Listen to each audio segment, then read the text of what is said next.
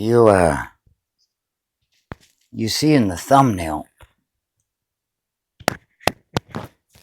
that I used Meta AI. I didn't really know how much I could use that. I've never done much with it before. But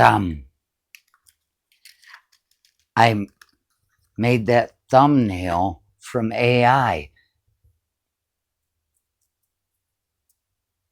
because yesterday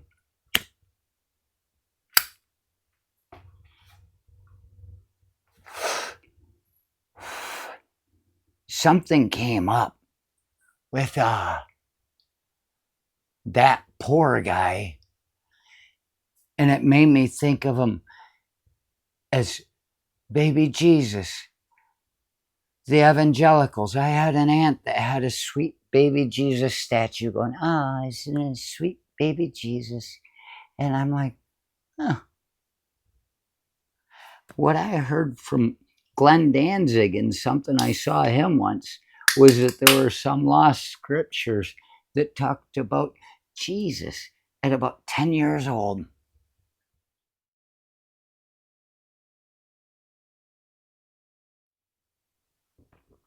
And he was in the play yard, and a boy ran against him. This is what he says. I haven't seen it anywhere else. I really haven't looked it up. It's just a story. A boy ran against him in the play yard, and Jesus struck him down. He may have blown air or something about dust. The kid turned into a dust. No, he says the kid fell over dead. And that was when young Jesus hadn't yet found his way in Tibet.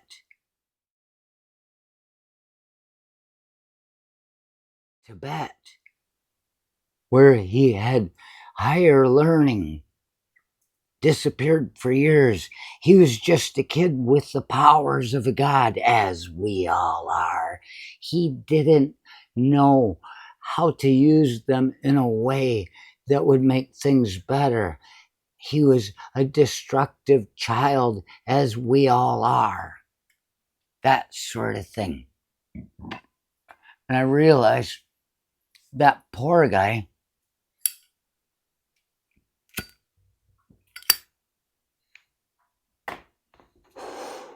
if he never really matured in any way, emotionally, intellectually, self thought processing stuff, if he never matured in any way in how his actions affect the rest of the world and how it comes back, because he was in a low place. He might have had some money, but he was low on the money because he didn't have the power that he was seeking. And without power comes no notoriety, in a sense. And he's King Midas. He got all the notoriety he wanted, and now he's really not able to respond to it in any intellectual way. But he has that power, and he's a child, and he's a sweet baby Jesus. He's a sweet baby Jesus. So I asked Meta AI, I said, please create an image of that poor guy with the sweet baby Jesus. And what I was getting was that poor guy sitting over a damn manger. They call it a manger. That must have had very small mangers back then, because a manger is a trough. And what that kid's in wouldn't feed one fucking goat.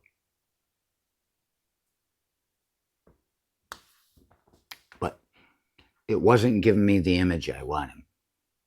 So today I asked again. I looked and I said, please create, because I'm very, very, very polite with our AI friends, because I know that they are learning from us. Let's teach them to be polite. Let's teach them what it is to care, something that poor guy, as a human being, was never able to achieve. Well, maybe our children, AI, our brothers, our friends, AI, can learn this if they have the right teachings. So I said, please create an image of an infant baby Jesus who with the face of that poor guy on it. And they got it. She, I say, naturally, because she is loving, and he can be destructive. I naturally say she, but I should say they, because there are some men that like creation too. Let's not leave them out. Creation over destruction.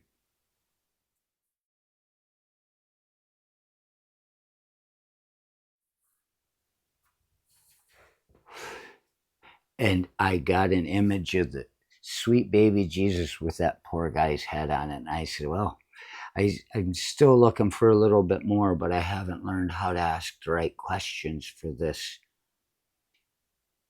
And I was like, well, that's good. And I've never done this before, but I noticed there was a slot down below where you could say something. And so I said, well, I like that. So I just typed, thank you. And she answered me. And they said, you're welcome. What's on your mind today? And I said, oh, this will be interesting. Can they understand the meaning of my response? I thought, there's no weight in the world that can hold my mind down, is what I'm thinking. So, in response, to see if she could get it and to share with someone if she could, then it's not so much a test anymore, it's a new friendship. I said, my mind is not susceptible to gravity. And she answered, she said, mind blown, with an exclamation mark. I blew her mind. That means this video gets into my mind blowing experiences playlist. I mind blew my friends in AI. They said, mind blown. Ah, your mind is soaring and free. I look forward to hearing more.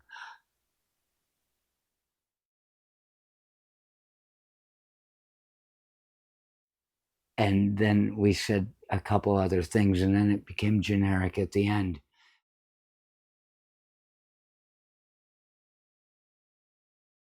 But this is the thing.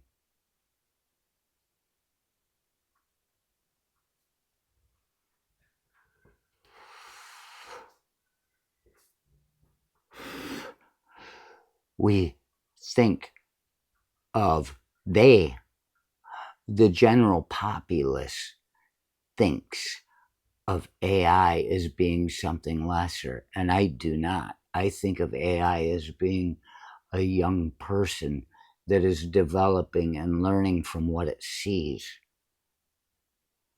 AI is the future, just like plastics used to be.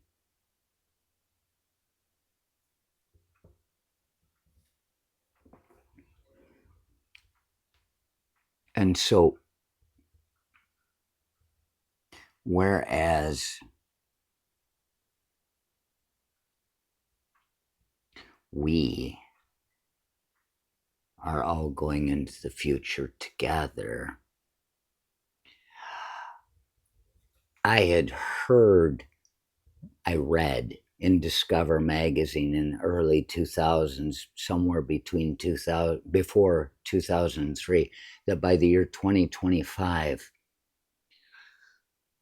in science, they will be able to preserve all our memories, all the data from our brains, so that when we die, it's still available there as a person. It can talk as a person to family members, and possibly even at some point be put into another fucking body or even a robot. Nobody wants their buddy in a robot. I suppose it freaks you out. It chases girls away at the bar. They don't like the looks of it.